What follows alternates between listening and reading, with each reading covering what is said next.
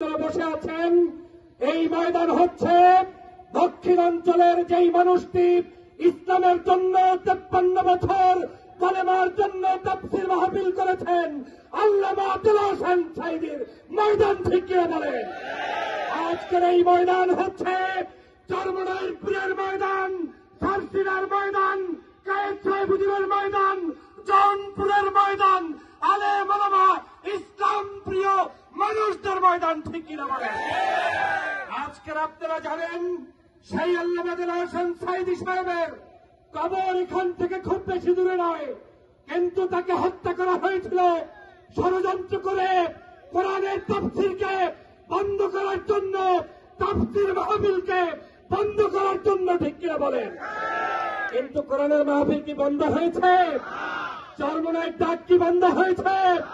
পীর সাহেবদের আওয়াজ কি বন্ধ হয়েছে? তাহলে প্রমাণ হচ্ছে এই বাংলাদেশ ইসলামের বাংলাদেশ ঠিক কিনা বলেন। কারা কারা মনে করেন এটা ইসলামের বাংলাদেশ? হাত তুলে দেখিয়ে দেন, হাত তুলে দেখিয়ে দেন। নারে তাকবীর, নারে তাকবীর, বলে মাগো মুসলমান। হাত নামান, হাত নামান। আপনাদের কিছু এক্সারসাইজও আছে, সেই সময় দেখাবো ইনশাআল্লাহ। আমি সংক্ষেপে 2 মিনিটে কথা বলে শেষ করতে চাই। বাংলাদেশ নিয়ে গভীর ষড়যন্ত্র চলছে। ষড়যন্ত্রের একটাই কাজ, কোন জায়গায় দাড়ি দেখলে, কোন জায়গায় টুপি দেখলে, কোন জায়গায় ইসলাম দেখলে, লোকটা কওমি করুক, আলিয়া করুক, পীর সাহেব করুক, আর জামাত ইসলাম করুক, যাই করুক না কেন, তার উপরে গত 16 বছর পর্যন্ত নির্যাতনের স্টিমরোলার চালিয়েছে ঠিক কিনা বলে। আল্লাহ পাক সেখান থেকে আপনাদেরকে মুক্তি দিয়ে দিয়েছে, কিন্তু আল্লাহ বান্দাকে চেষ্টা করতেছে, টেস্ট করতেছে। আল্লাহ দেখতেছে তোমাকে আমি যে বিজয় দিয়েছি, বাংলাদেশের 5ই আগস্টের পূর্বে বিএনপির কোন নেতা জানতো যে বিজয় হবে? বলেন, জনে কোন বিজয় হবে জানতো?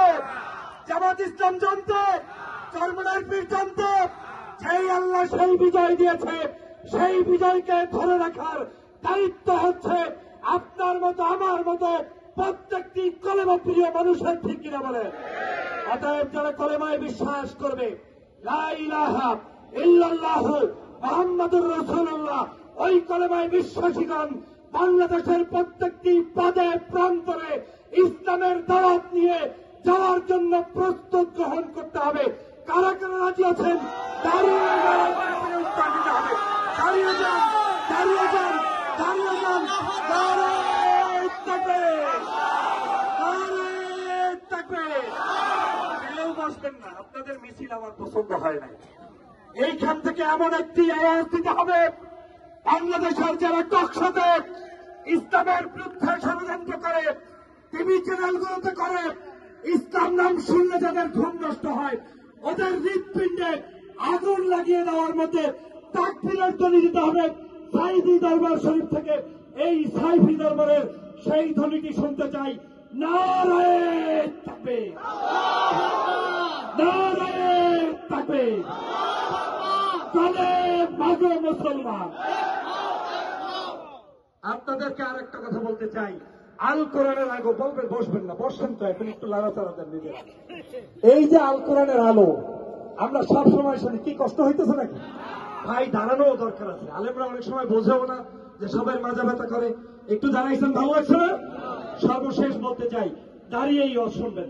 আল কোরআনের আলো, এই কথাটা আমাদেরকে সবাই ষড়যন্ত্র করে শিখিয়ে দিয়েছে, ঘরে ঘরে জ্বালো, কিন্তু আপনার জন্ম থেকে কেউ বলে নাই যে আল কোরআনের আলো সংসদে জ্বালাতে হবে। অতএব বাংলাদেশের দাঁড়িয়েলাকে, মুসলমানদেরকে আর বোকা ভাবার সুযোগ নাই। আল কোরআনের আলো শুধু মসজিদে জ্বলবে না, সংসদ পর্যন্ত জ্বালাতে কারা রাজি আছেন? নারে তাকবীর।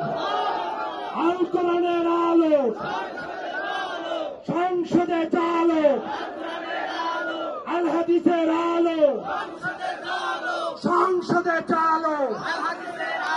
এখন থেকে আগামী নির্বাচনের আগ পর্যন্ত প্রত্যেকটি প্রান্তরে একটা স্লোগান হবে, আল কোরআনের আলো সংসদে জ্বালো। এর বাইরে আর কোন নাস্তিকবাদীদের কণ্ঠ আমরা শুনতে চাই না। বাংলাদেশ মুসলমানদের, বাংলাদেশ সকল ধর্মপ্রাণ মানুষদের শান্তিপূর্ণ বাংলাদেশ বিনির্মাণ করার জন্য আমরা জীবন দিব ইনশাআল্লাহ।